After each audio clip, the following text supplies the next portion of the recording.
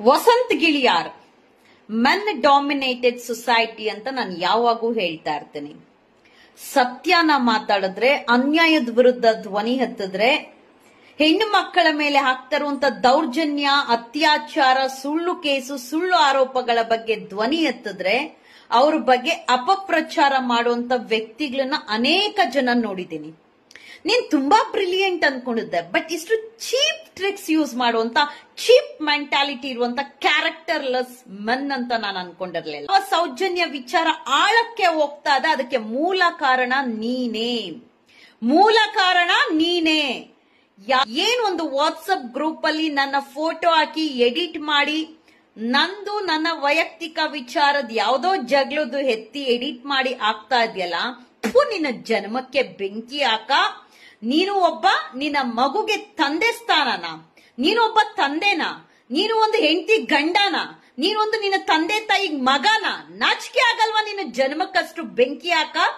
ನಿನ್ನ ಬಗ್ಗೆ ಸತ್ಯ ಹೇಳಿದ ತಕ್ಷಣ, ನಿನ್ನ ಬೈದಿದ ತಕ್ಷಣ ಬುಡಕ್ಕೆ ಬೆಂಕಿ ಇಟ್ಟಂಗ್ ಮಾತಾಡ್ತೀಯಲ್ಲ, ಅದೇ ನಿನ್ನ ಜೊತೆ ಸಹಾಯಕ್ಕೆ ಕೂತಿರುವಂತ ಚಕ್ರವರ್ತಿ ಮೇಲೇನು ಕೇಸಿದೆ, ಅದೇ ಪುನೀತ್ ಕೆರೆಹಳ್ಳಿ ಮೇಲೇನು ಕೇಸಿದೆ, ನಿನ್ನ ಮೇಲೇನು ಕೇಸಿದೆ. ನೀನು ಯಾರ ಪರ ಬ್ಯಾಟಿಂಗ್ ಮಾಡ್ತಾ ಇದೀಯ ಅವನ ಮೇಲೇನು 100 ಕೇಸಿದೆ. ನಿಂದೇ ತಟ್ಟೆಯಲ್ಲಿ ದೊಡ್ಡ ಯಜ್ಞಾಗ್ಲೇ ಇಟ್ಕೊಂಡು ಇಲ್ಲಿ ಹುಡ್ಕಕ್ ಬರ್ತೀಯನೋ? ಯಾರ ಬಗ್ಗೆ ಮಾತಾಡ್ತಾ ಇದ್ಯಾ? ನನ್ನ ಬಗ್ಗೆ ವಾಟ್ಸಪ್ ಗ್ರೂಪ್ ಅಲ್ಲಿ ಹಾಕ್ತೀಯಾ? ನಿನ್ನ ಯೋಗ್ಯತೆ ಏನು ಅನ್ನೋದು ನನಗ್ ಗೊತ್ತಿದೆ. ನಾನೇನು ಅನ್ನೋಂಥದ್ದು ಕೆದಕಿದ್ಯಾ, ಕೆಣಕಿದ್ಯಾ, ಏಟಿಗೆ ತಿರುಗೇಟು ಕೊಡುವಂತ ರಾಕ್ಷಸಿ.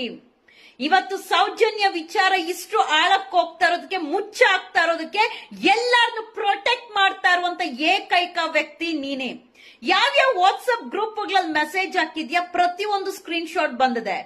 ಭೇಟಿ ಆಗೋ, ನೇರ ಡಿಸ್ಕಷನ್ ಮಾಡೋಣ ಅಂದ್ರೆ ಸಮಯ ಇಲ್ಲ ಅಂತ ಹೇಳುವಂತ ವ್ಯಕ್ತಿ ಒಂದು ಟಿವಿ ಚಾನೆಲ್ ಅಲ್ಲಿ ಕುತ್ಕೊಂಡು ನಾನು ಊರ್ಗ್ ಹೋಗ್ಬೇಕು, ಸಮಯ ಮಾಡ್ಕೊಂಡ್ ಬಂದಿದ್ದೀನಿ ಅಂತ ಹೇಳುವಂತ ವ್ಯಕ್ತಿ, ನಿನಗೆ ಹೆಣ್ಣಿನ ಬೆಲೆ ಎಲ್ಲೋ ಗೊತ್ತಿರುತ್ತೆ. ಕಂಡೋರ್ ಮನೆ ಹೆಣ್ಣಿನ ಬೆಲೆ ಎಲ್ಲಿ ಗೊತ್ತಾಗಿರುತ್ತೆ?